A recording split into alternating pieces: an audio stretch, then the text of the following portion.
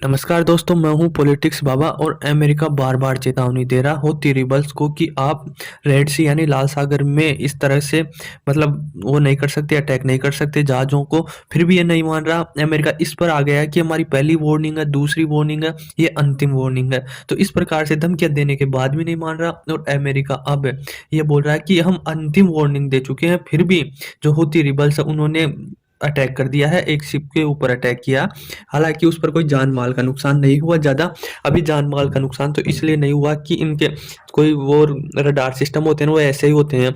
तो ये इरादा तो इनका पूरा था कि जो जिस शिप पर है, जिस कार्गो शिप पर अटैक कर रहे हैं, उस पर नुकसान पहुँचाने का ही था, पर वो जो निशाना है ये चूक जाता है या रडार सिस्टम खराब है, इनके हथियार इतने एडवांस नहीं है, तो कहीं भी जाकर गिर जाते हैं, जबकि इनका इरादा पूरा होता।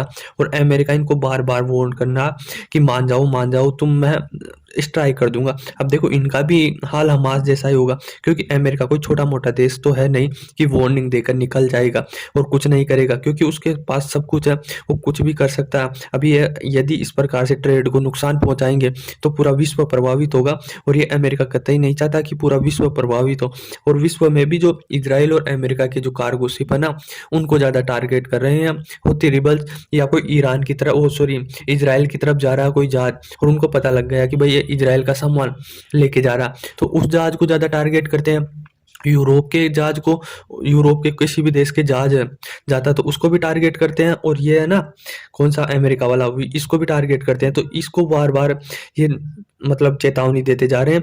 अमेरिका के साथ साथ कई और देशों ने भी, 10 देशों का समूह है, इन्होंने मिलकर इन्हें वोट किया है कि आप लाल सागर में इस प्रकार से, हम इसकी निंदा करते हैं, आप ऐसा काम कर रहे हो ना, जितने भी जहाज जा रहे हैं उन पर अटैक कर देता है, क्या पता कौन कौन से सामान हो सकता है वो तेल का ही हो, तो वो ब्लास्ट हो जाए, तो इकोसिस्टम है जो समुद्र का इकोसिस्टम, वो भी ज़्यादा खराब हो जाएगा। क्योंकि जे मान लो कोई तेल का जहाज है और उस पर ब्लास्ट हो गया, तो वो ब्लास्ट होगा तो भयंकर ब्लास्ट होगा। अगर उसमें तेल भरा होगा तो पूरा तेल समुद्र की सतह पर आ जाएगा, और सतह पर आने के बाद में वहाँ के जो भी समुद्री जीव है ना, वह सारे मारे जाते हैं इसमें, तो इकोसिस्टम गड़बड़ा जाता। और जो ट्रेड तो गड़बड़ा रहा है, तो इसको लेकर America, Canada, Japan, UK, Australia, German और Belgium, Denmark, Italy, Netherland, Singapore, ऐसे कई देश अगर इसकी निंदा किया और हूथी रिबल्स को चेतावनी दिया कि यदि अब आप करोगे तो आपको इसका नुकसान भरना पड़ेगा, आपको ये सजा मिलनी होगी। अब देखो चेतावनी तो दे दिया, पर इन पर कोई असर नहीं हो रहा। असर कब होगा? जब इनका पड़ेगी। वही इजराइल और गांजा का सिस्टम, इजराइल ने बार-बार धमकियाँ दे रहा था, उसको समझा रहा था, चेतावनी कर रहा था, पर नहीं माना। और जो है गांजा पर जब अटैक किया और उनके पूरे अच्छी तरीके से धोया ना उनको, तो अब वो जाकर ये बोल रहे हैं कि अब समझौता कर लो, अब ऐसा कर लो, अब तो इजराइल को बोलो कि युद्ध समाप्त कर दे, हम ये करने को लिए तैयार हैं, हम इजराइल के जो बंदी बनाए उसको छोड़ने के तैयार हैं। इनके ऊपर जब पड़ती है ना, इनको मार पड़ती है, तब ये समझते हैं।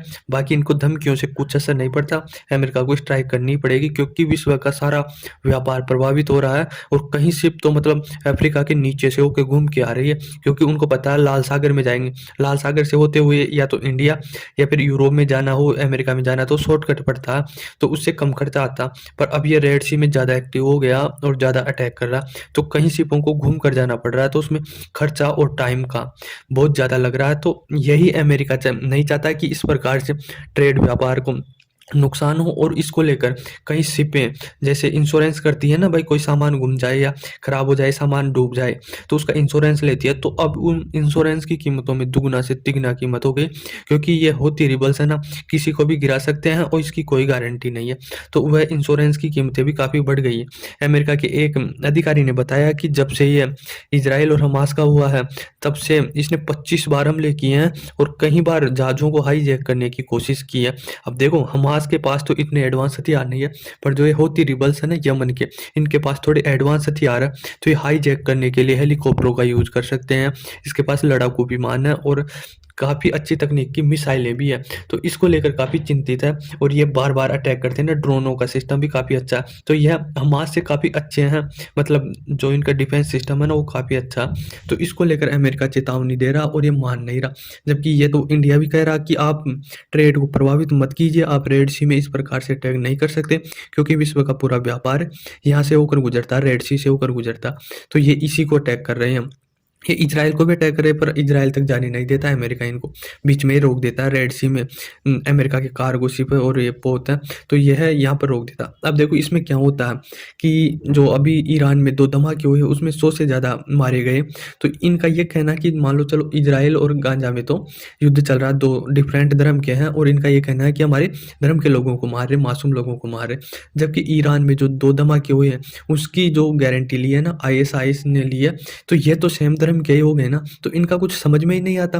भाई ये एक टाइम तो बोलते हैं कि हमारे धर्म के लोगों को आप ऐसे निशाना नहीं बना सकते, ऐसे नहीं मार सकते, जबकि ये खुद के धर्म के लोगों को खुद ही मार रहे हैं। तो इसमें अब ये क्या होगा कि सिस्टम समझ में नहीं आ रहा। और अमेरिका की एक मतलब खुफिया रिपोर्ट ये भी आई है कि जो ईरान में 2 धमाके हुए हैं, ये है अफ़गानिस्तान ने करवाए हैं। मतलब वो भी मुस्लिम है, ये भी मुस्लिम है और मरने वाले भी मुस्लिम ही है। फिर अब इनका ये कहाँ गया जो आम नागरिक है, मासूम लोग हैं, ये मारे जा रहे हैं। तो अब इनको समझ में आना चाहिए ना भाई, हम अपने लोगों को क्यों मारे? पर क्या पता क्या सिस्टम चलता है इनका समझ में ही नहीं आता। इनके धर्म के अंदर भी कुछ मिस्टेक है, तुम नीच हो हम ऊपर हैं, तो इस प्रकार से भी लड़ाई चलती रहती है।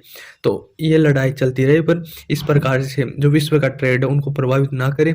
यदि हूथी रिबल्स नहीं मानते हैं अमेरिका की चेतावनी, तो अमेरिका ने मजबूरन में आके यमन में हूथी रिबल्स पर स्ट्राइक करेंगे। तो ये आगे आने वाले यदि कोई अपडेट आता है तो मैं आपको ज़रूर बताऊँगा। धन्यवाद।